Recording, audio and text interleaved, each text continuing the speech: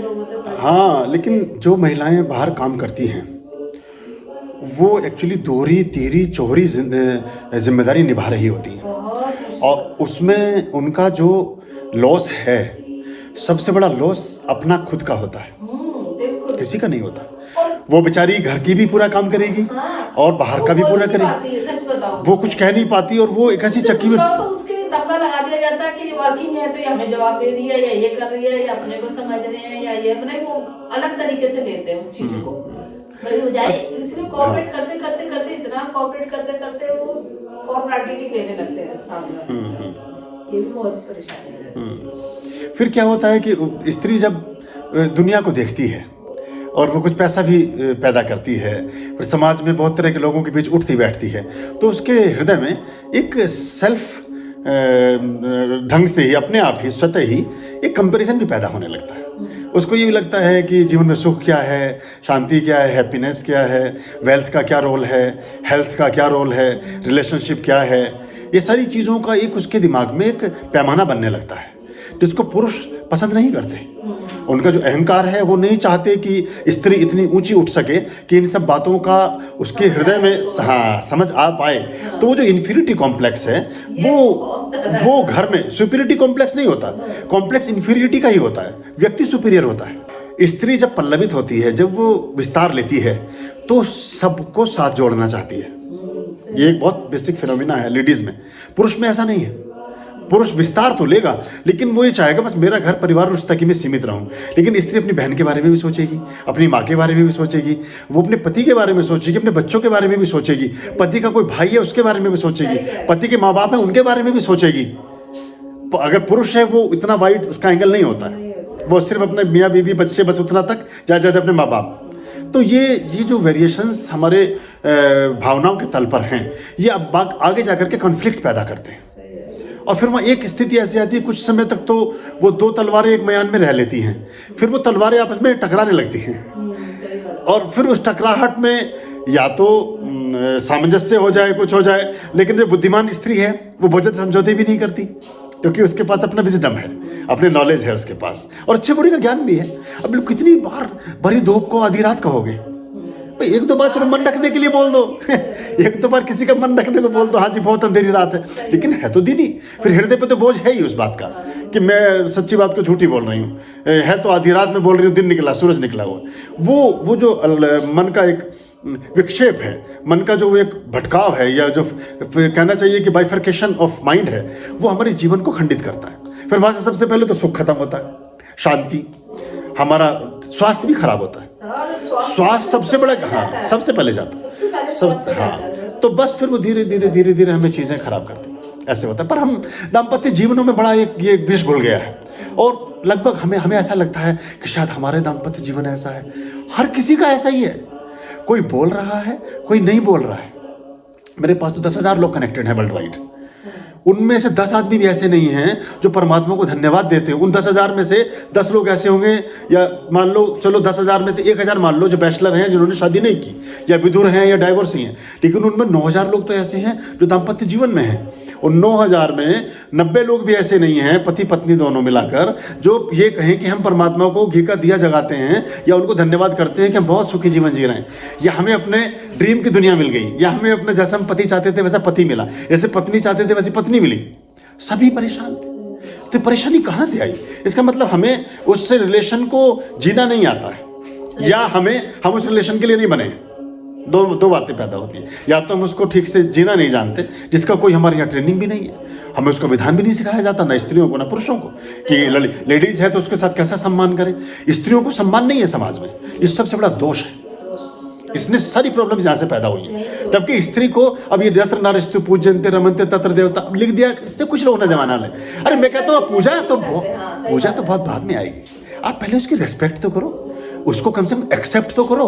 अभी तो आप उसे ना स्वीकार करते हो, ना उसका सम्मान करते हो। ये दो चीज़ें फिर घर में अब जब पति पत्नी के साथ एक अपमान कर रहा है उसका, या उसके साथ ठीक से व्यवहार नहीं कर रहा, और वो बेटा जो बड़ा हो रहा है वो भी सब देख रहा है, बिल्कुल। अब एक पुरुष को आप और पैदा कर रहे हो, अब बड़ा होकर के वो अगेन वो कार्बन कॉपी बनेगा, तो एक स्त्री का जीवन और दुखी हो जाने वाला है। सही बात है। तो ये धीरे धीरे ट्रेनिंग चलती है। अगर हम इसको कहीं बचा सकें तो जिनको ये लगता है कि हमारे बच्चे, और फिर हमें लगेगा कि तुम कैसे बात कर रहे हो, तुम्हें तो ऐसे बात नहीं करनी चाहिए। अरे ये बात आपने सिखाई है इस बेटे को, क्योंकि आप ही ऐसी बात बोलते थे, आपने इसी टोन में बात की है अपनी माँ से, अपनी पत्नी से, अपनी बहनों से, अपने सबसे। अगर आपने ठीक टोन में बात की होती तो ये बच्चा बहुत ठीक से बात कर रहा होता, ये दोष पैदा हो जाता। तो ये बस ये कभी तो ये ठीक हो भी जाता है, कई बार ठीक नहीं भी होता। हाँ, फिर एक चाइना की एक पुरानी कहावत है कि जो हमारा बहुत परम शत्रु होता है पिछले जन्म में, वो इस जन्म में हमारा पति पत्नी बन के हाथ आते हैं। तो, क्योंकि वैसे तो आप दुश्मनी निकाल नहीं सकते भाई, किसी अजनबी से क्या दुश्मनी निकालोगे।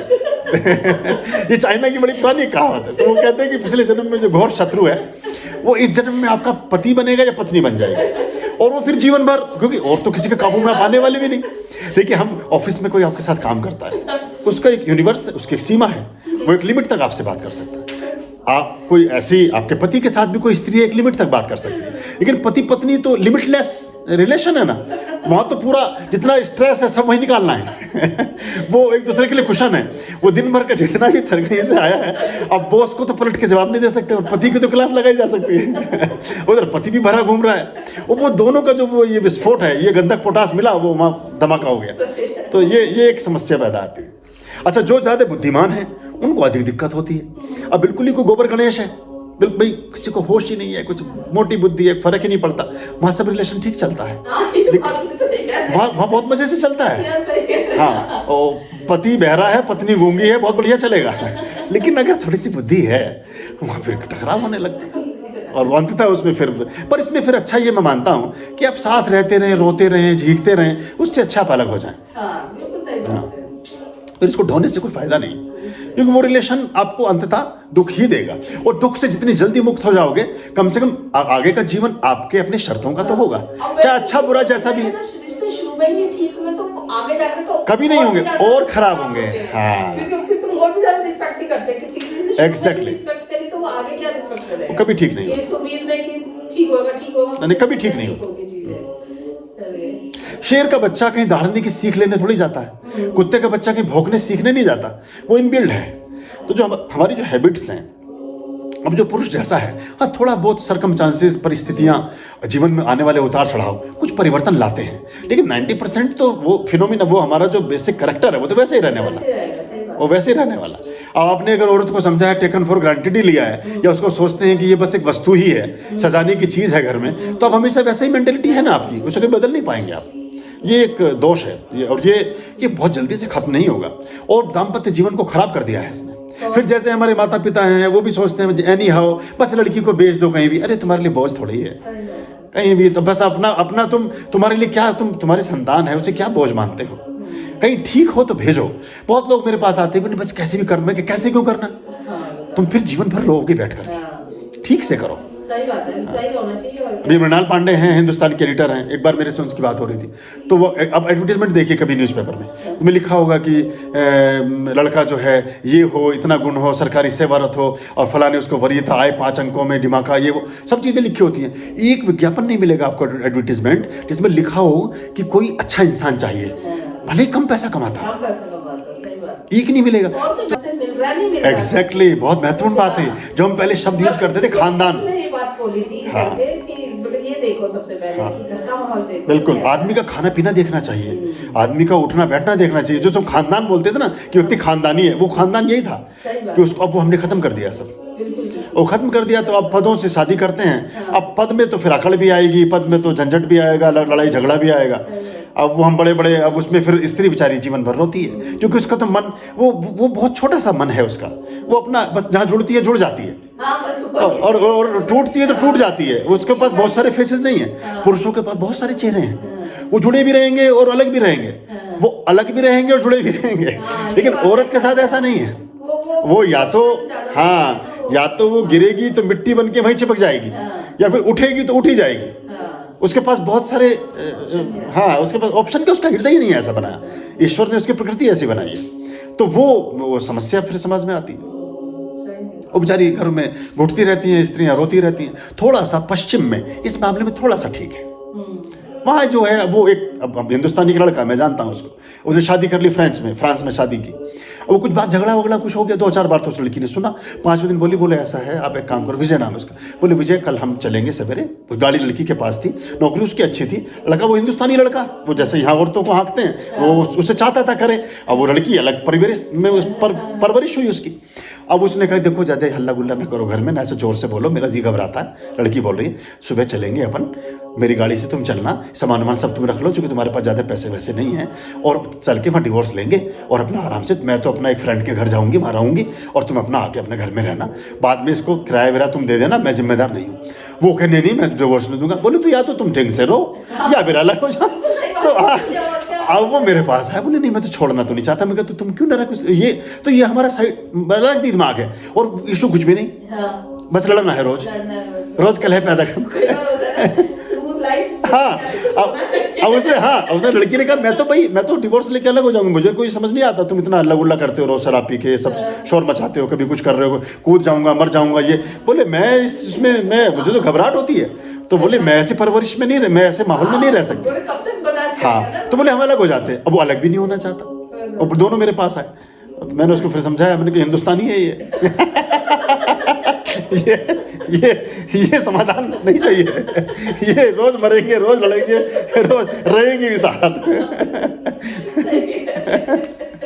हाँ, मैंने कहा तुमने तो उससे बल्कि शुरुआत उसने यहीं से की, गुरुजी आप इंडिया से आते हैं, माँ क्या आपकी फैमिली में सब ऐसे ही चलता है क्या? मैंने कहा मैं सच बोलूँ कि तुम्हें अच्छा बोलूँ कि सच्चा बोलूँ? बोल नहीं सच्चा बोलो। तो मैंने कहा चलता है सब ऐसा ही। अब तो एडजस्ट कर सकती है तो रहे।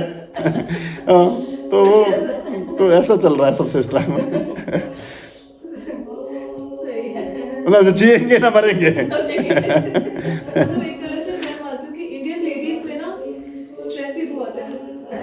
मतलब कि अंदर स्पिरिचुअल स्ट्रेंथ, एग्जैक्टली इसीलिए तो चल रहा है सब ये। आप देखिए कितना कुछ होने के बाद भी भारत में परिवार की संस्था बची हुई है। ये बहुत बड़ी बात है। औरत 99, मैं तो कह रहा हूँ 100%, औरत 1000% सहती है, 1000%। और 1001वें मौके पर वो कभी चाहेगी कि मैं अपने परिवार से अलग हो जाऊं, वरना 1000% अपने सारे इमोशंस, अपनी सारी फीलिंग्स, अपनी सारी डिजायर, अपने सारे मैनिफेस्टो, अपनी सारी जितनी भी उसकी चीजें हैं, इच्छाएं हैं और सपने हैं, सबको किल करती चली जाती है, सबको किल करती चली जाती है। अंत में जब उसका जीवन मरण का सवाल पैदा हो जाए और उसको लगे कि बस इससे तो अच्छा मरे या जिंदे, तब वो कभी एक बार सोचती है कि मैं अलग हो जाऊं, वरना तो कभी अलग नहीं होती। तो ये बहुत बड़ी एक ग्रोथ है, और इसने भारत को बचाकर भी रखा है हमारे यहाँ। जैसा भी सही, पर ये अब जो पर्सनल हैप्पीनेस तो नहीं है इसमें, पर ये है कि चलो समाज घिसट रहा है बस। एक्चुअली अगर हमें व्यक्ति को खुश रखना है, अगर हमें व्यक्ति के रूप में जिंदा रहना है, तो समाज की परवाह नहीं करनी होगी। और अगर हमें समाज को जीवित रखना है तो व्यक्ति के रूप में आप नहीं जी सकते, बिल्कुल सही बात बोल रहे हैं, सही बात। आपको फिर अलग होना होगा। तो ये एक बड़ी ऐसी बात है। अच्छा, मैंने एक और चीज देखी कि जितनी ज्यादा सुंदर स्त्रियां हैं उनको ज्यादा समस्या है बेचारी को। हाँ, ज्यादा खूबसूरत लड़कियों के साथ ज्यादा परेशानियां हैं डोमेस्टिक लाइफ में। वो बेचारी काम सब कर रही हैं, सब हस्बैंड भी शक भी कर रहा है, वो और भी 50 झंझट हैं। वो किसी से बेचारी हंस के बोल भी लिया तो भी उसके साथ समस्या है, किसी का व्हाट्सएप पे मैसेज। तो ये हमारा मेंटली लेवल कभी, हाँ ये बड़ी प्रॉब्लम है। ऐसे जैसे किसी को जेल में रखा हुआ है आपने। अब वो मेरे पास एक लड़की आई, वो कहती है कि मेरा ये हस्बैंड है, अब ये फ़ोन तो मुझे बस अपनी माँ से बात करने को देता है, मैं कुछ मैसेज भी नहीं कर सकती। एक एक बात के लिए सुबह से शाम तक इतना काम में दिमाग नहीं लगाता जितना मेरे में दिमाग लगाता। मेरे पीछे पड़ा हुआ है हर समय। तो मैंने थोड़ा सा समझाया खैर उसको, मैंने कहा बेटा ये सब ठीक नहीं है, तुम किसी तुम्हारा विवाह की भी कुछ सीमाएं हैं। हाँ, सही बात है। ऐसा नहीं है कोई जानवर नहीं पाल लिया अपने घर में कि आप उसको ट्रीट ऐसे कर रहे हो कि आपको गुलाम थोड़ी है, वो स्लेव नहीं है आपका। आप उसको एक रेस्पेक्ट दो, उसकी अपनी एक निजता है। और थोड़ा कितना भी गीता हो, कुरान हो, बाइबल हो, कोई भी ग्रंथ हो, थोड़ा डिस्टेंस से पढ़ोगे तो समझ में आएगा। आंखों के सामने ले आओगे तो दिखाई देना बंद हो जाएगा। तो थोड़ा एक रिश्ते में डिस्टेंस भी रखो, हर समय इसका पीछा ना करो। तो उस लड़की ने मुझे मैसेज किया कि गुरुजी अब तो ये नहीं देख, मोबाइल तो उन्होंने अपनी टच कर दी। हाँ, ये कोई दुख है। हाँ, कैसे हो गया? हाँ, आपने आइडेंटिटी ट्रैक में अपना अस्तित्व है ही नहीं। गुलामों को भी शायद स्वतंत्रता रही होगी, वो थोड़ा नाच गा लेते थे अपनी मर्जी से, बेचारे जो 1-2 और घंटे। आज के जमाने में ऐसा ये सब चीजें तो बहुत ही ज्यादा एक्सट्रीम लगता है, बहुत ही extreme। इसमें सिक्योरिटी भी फील नहीं करता इंसान। हाँ। मम्मी पापा के साथ तो रिलेशनशिप चल जाता है, बहुत सही चलता है, पर इसमें हाँ, और ज्यादा सिक्योरिटी फील नहीं करता ना, वही लड़ाई हो जाती है। Exactly. शक ही क्यों ना हो कि कुछ Yes. नहीं है, सिर्फ शक है। हाँ हाँ। और नहीं, कभी कभी मैंने ऐसे बहुत सारे लोग देखे कि शक मतलब कुछ भी नहीं था, सत्यता कुछ भी नहीं थी, एक डाउट शुरू हुआ या एक संदेह पैदा हुआ और उस संदेह ने उसको सत्य में परिणित कर दिया। वो रोज ही रोज बोले जा रहे, अरे फला वर्मा जी से आपका कुछ दोस्ती है, फला वर्मा जी से। अब बेचारी वर्मा जी को पसंद भी नहीं करती है लड़कियों। ऐसा हुआ 5 साल बाद वर्मा जी से शादी कर ली उसने। बोले लो तुमने रोज, हाँ, बोले कम से कम वर्मा जी ऐसे तो नहीं सताते वो मुझसे। हाँ भाई, मैं तो शादी से हाँ, उनका कम से कम ये प्रॉब्लम तो नहीं है उनके साथ। तो उन्होंने कहा वही ठीक है फिर। हाँ वही ठीक है।